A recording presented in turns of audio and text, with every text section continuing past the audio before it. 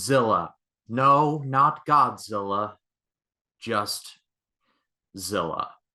I was warned, I was told that this movie was going to be awful, but because I am a completionist, I watched it anyway. Yep, it's pretty bad. Now, let me just get this out of the way by saying this is not the worst movie I've ever seen.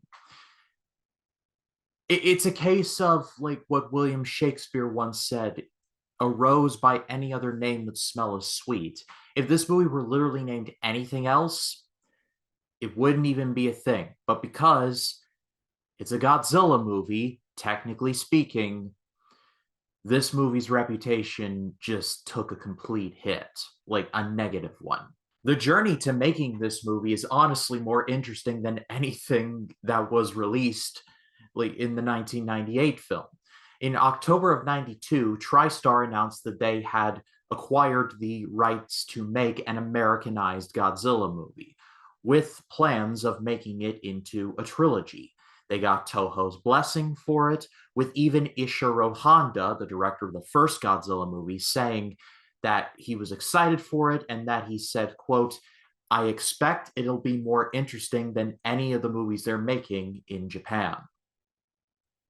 Famous last words. In 1994, TriStar tapped Jan de Bont to direct the movie, the director of movies like Twister and Speed 2 Cruise Control, to direct the movie. And it was supposed to be written by Ted Elliott and Terry Rossio, the writing team behind all 5 Pirates of the Caribbean movies, the first Shrek movie, and a little movie called Aladdin. And Stan Winston was hired to create models for the movie. Needless to say, it didn't see the light of day for a variety of reasons. However, in 2018, the unreleased storyboards, kind of similar to an Alien 3 situation, were later released as a graphic novel called Godzilla 94. After Jan de Bont left the project then fell to Roland Emmerich as director and Dean Devlin as producer slash screenwriter, who 2 years prior to 98, in 1996, had worked on a movie called Independence Day to much success. So it was up to them to create an American Godzilla movie. However, Universal kind of beat him to it with the release in 1997 of The Lost World Jurassic Park. And there was even a line in that movie where a Japanese man was running away from the Tyrannosaurus Rex saying, "I escaped Japan for this." So very clearly, the dinosaur slash Godzilla appetite was satiated by the first 2 Jurassic Park movies. But there was a massive push by TriStar to make this into a thing. There was a big marketing campaign, and TriStar did everything in their power to make this thing a success. And it just wasn't. Commercially, it did very well. Critically and from audience perspective wise, it was a completely different story. It was a movie that was so bad that the Millennium series that Toho would end up doing the year after this movie was released is partially responsible. Again, this is not the out and out worst. I will give credit where credit is due. The movie, when it is practical effects, it looks rather impressive. There are a couple of scenes where there's a dilapidated boat that the Zilla has taken a massive bite out of, and they have to study that. I really did appreciate the effort that they put forth in creating that.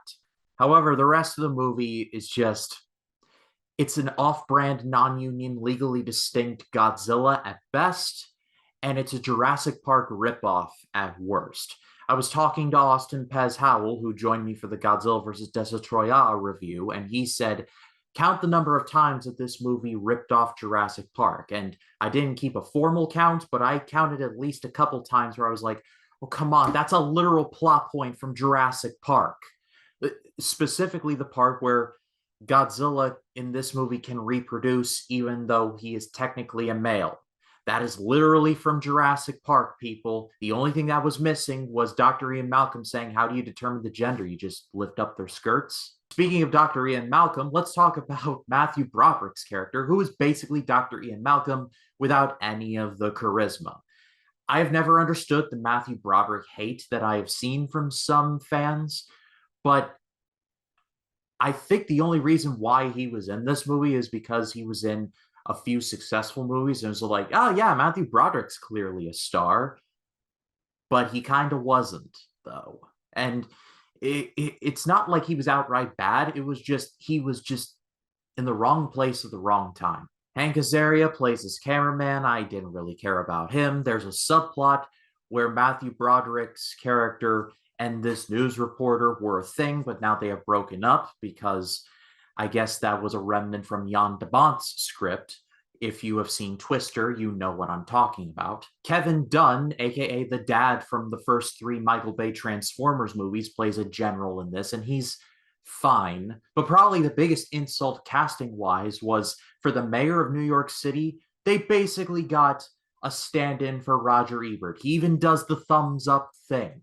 Like the dude is a spitting image of Roger Ebert. Just and when I when I saw him, I just said, play the clip. How hilarious. How highly, highly humorous. Let's take a look at what Roger Ebert gave out of 4 stars, and oh no. I feel like I'm bullying the movie of sorts, but I went into this movie with at least with an open mind and an open heart. I didn't want this movie to be as bad as I've heard everyone say it was. But it's bad. Like I said, it's at best basically what someone who hasn't seen a Godzilla movie thinks that what a Godzilla movie is. I have seen all of the Showa era Godzilla movies and all of the Heisei era Godzilla movies, so I know at least the bare bones of what goes into that, and they couldn't even get the bare bones right.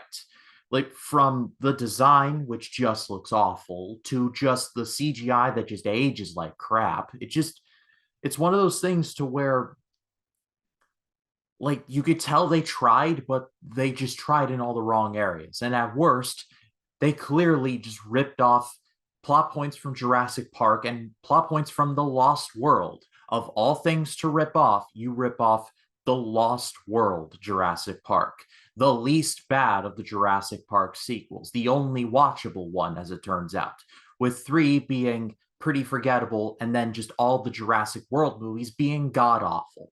This movie is horrid. Again, this is not the worst movie I've ever seen. There is very clearly effort put into this, but yeah, this was just not good. It was very bad.